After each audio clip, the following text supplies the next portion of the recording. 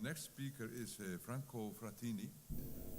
He is the former foreign minister of Italy twice, 2002 till 2004, and then in the years 2008 till 2011. He has been on the board and chaired many organizations that have to do with humanitarian affairs and foreign matters, and has been also active in academic life as an editor of legal journals and the author of academic articles on legal issue. Now, your title is Responsibility to Protect or Duty to Protect, New Perspectives on UN Humanitarian Interventions. Thank you very much, dear Minister. Thanks for this invitation. Thank you very much for organizing this very important Reykjavík conference.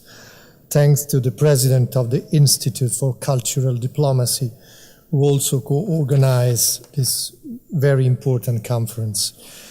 Well, I propose this kind of title because when for the first time I was directly responsible for dealing with fundamental rights, it was at the time where I've been appointed Vice President of European Commission, and in my portfolio were Home Affairs, Justice and Fundamental Rights.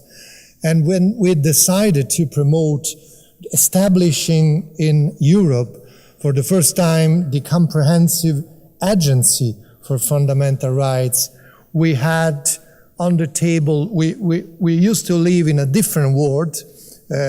I think 2005, 2008 was completely different Europe from now, but the problem of how Europe can be proactive in promoting, defending human rights, not only on European territory, but outside European territory was one of the issues at stake. And then back to my reflections of that time and thinking about my current job as Chamber President of the Italian Supreme Court. I'm a magistrate, I'm a lawyer by career. So I think that now what President Constantinescu just said is one of the most important reflections for the international community, not just on a legal point of view, but on a political and human point of view. This is why I want to try to express some points of view about these two ideas, responsibility and duty, when it comes to protecting human rights. You know very well that for many decades in the past century, until the end of the Cold War era, the international community and the big state powers used to refer to the concept of sovereignty, transformed often in the ideology of sovereignism, to reaffirm the so-called principle of non-interference by interpreting Article 2, Paragraph 4 and Article 7 of UN Charter. Use of force by a state on other states' territory can be tolerated at that time just to rescue, for example, citizens of the intervening state in grave and urgent danger. You remember the examples at that times, United States raid in Tehran to liberate consular and diplomatic personnel, or UN mentioned Israel's raid on Entebbe's airport. But this was the boundaries of the right to interfere or to derogate to the principle of non-interference. So, unfortunately, and the experience of President Constantinescu and friends coming from the, I would say, Iron Curtain area as is, I would say, a lesson to be learned, many individual and mass violations of human rights used to take place during these times behind states' borders, justified by this interpretation of the principle of non-interference. In the 90s, the international community and UN became more aware that the lack of international consensus on how to respond to mass atrocity crimes had long led to either inactions or controversial use of force taken without UN Security Council authority. So the concept of humanitarian interventions was discussed and then put in practice. You remember the first example in Kosovo, 1999, to end widespread and grave violations of fundamental rights of citizens of a state, and with no permission of that state within those territory, force was applied. A first key principle was affirmed at that time. Human rights are non-negotiable, and use of force where massive violations take place is justified because of natural, legal, international right of individuals exists, which prevails on other norms, including those that are in the old reading pre-Cold War of UN Charter. So the evolving interpretation of the Charter. Divisions within the UN membership, however, did not disappear. Developing states, in fact, for the first time, explicitly started criticizing the so-called big powers humanitarian interventions as greatly driven, they used to say, by national interest rather than humanitarian true objectives. A turning point, I would say, came when in 2001, the newly established International Commission on Intervention and State Sovereignty shift from the right to intervene to the responsibility to protect, with two main consequent key principles. The first one, the focus is on victims of violations and no longer on the intervening states pursuing their national interest. And the second key principle, that state sovereignty implies responsibility to protect its citizens. So, if a state is unable or unwilling to protect citizens, that state loses its sovereignty, and international community of states is responsible to intervene to protect. These were the two key principles affirmed at that time. I think that we should, in fact, consider, in light of the centrality and supremacy of human being, that how to prevent and to react to massive human rights violations is now everyone's business. This is why, after the unanimous endorsement of the responsibility to protect by UN General Assembly in 2005, rightly, the historian Martin Gilbert called this new principle the most significant adjustment to sovereignty in 360 years, alluding to the Westphalia Treaty in 1648. The key principle behind the responsibility to protect is to overcome centuries of state practice considering sovereignty almost as a license to kill.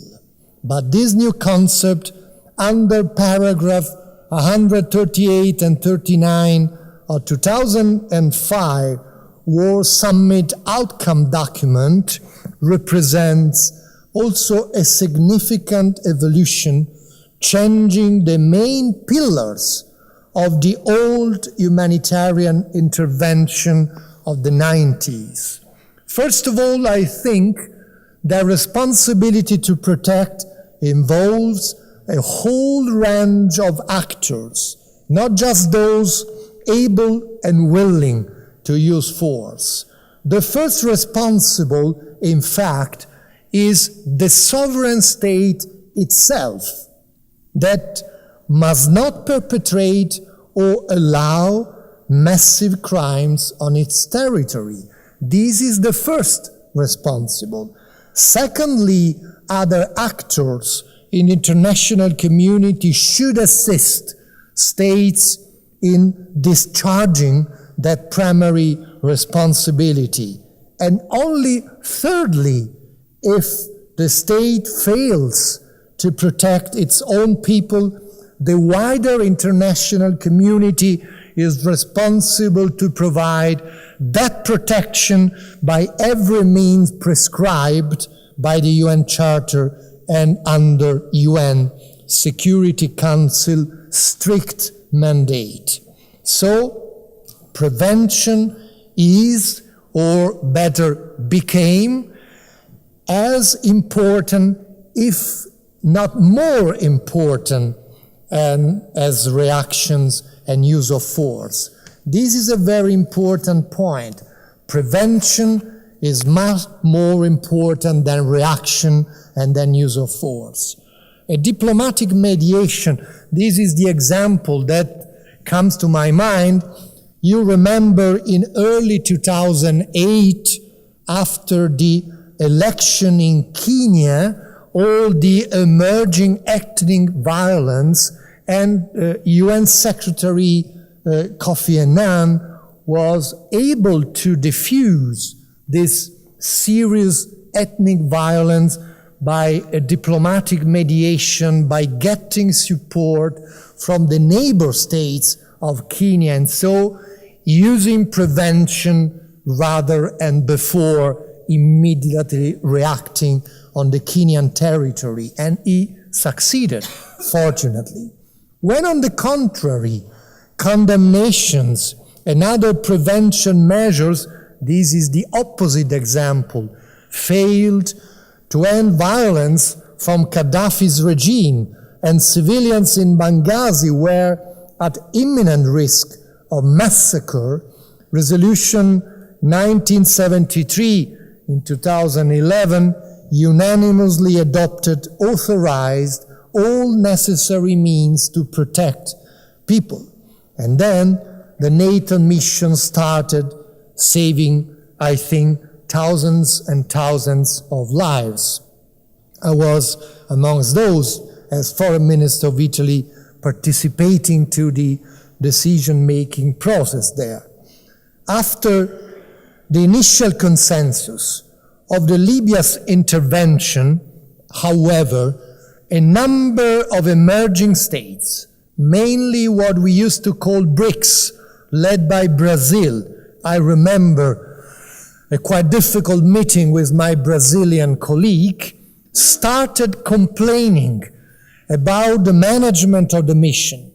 And there were discussions on how supplement, not how to replace, the responsibility to protect concept with a set of criteria to be debated before approving use of force and after to enhance monitoring of the management and results of any authorized mission.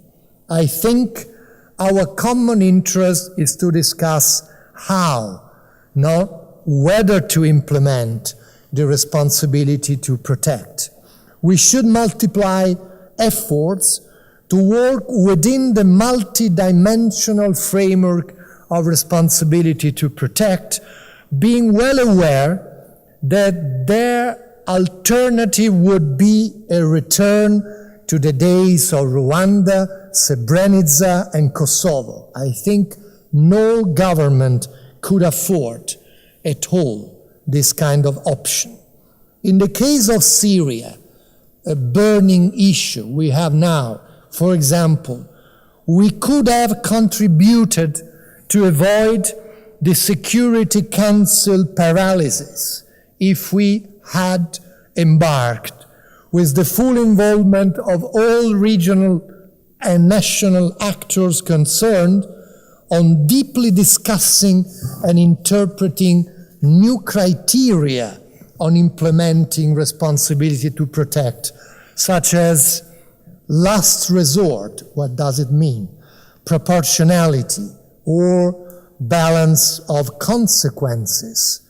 These would have helped, for instance, reluctant states to gradually overcome the negative attitude toward even measures like targeted sanctions or International Criminal Court investigation. They have been reluctant because of their concern that next step would be inevitably only military action. This is why we should have been doing maybe in a different way. This discussion, if properly implemented, should lead to a further step, very useful also to dismiss critics about a UN and international community treating equal atrocity cases in different ways, depending on national interest and not only on humanitarian reasons. Recalling the UN Security Council further to Libya continue to invoke responsibility to protect in Yemen, Democratic Republic of Congo, and South Sudan, while in Syria the stalemate continues. A question of principle so should be raised. Once all the criteria are met, and maybe with a more inclusive process of evaluation of the concrete circumstances, it is clear that civilians are victims of mass atrocities. Should the international community be responsible or even more obliged to act? Is the responsibility to protect leading to a duty legally defined by the criteria enshrined in Resolution 1647 to protect, so making humanitarian principles prevail over potential or real different national interest for intervening states? This is an open question. This has not been the case so far. Doctrine and practice don't consider an absolute duty to intervene even when criteria are met. Here, I think doctrine and practice or jurisprudence, I'm speaking as a magistrate, are not enough. Where the future of humanity is at stake, international community's decisions cannot be delayed or paralyzed simply because of the difficulty of legal different interpretations of a given atrocity as a genocide or simply, within brackets, as a massive crime. Sometimes these kind of legal discussions have been paralyzed international community action. I think for this, that strong leadership and committed leaders are needed to work on this. First of all, to understand that prevention, diplomatic mediation, inclusive process of consultation are essential. But also that, at the end, we have to put people first. If it is true, as it should be, that institutions and states serve citizens then promoting and protecting human rights everywhere not only can, but must be a priority task for any credible democratic state or international organization. But this is a duty or a priority that will hardly be imposed by law. Globalization has been affecting values, has been producing uncertainties and disorientation. It raised questions about our common sense of identity, feeding dangerous dynamics between religious faith, different cultures, between localism and universalism, between individual and community. We need, exactly for this, political leadership, not just an imposition by law. European Union, to me, here can be a key player, while on other fields, the so-called world big players are criticizing us because of economic crisis. We can be a big player to contribute to globalize human rights and their protection. Everything is globalized except the idea of human rights protection.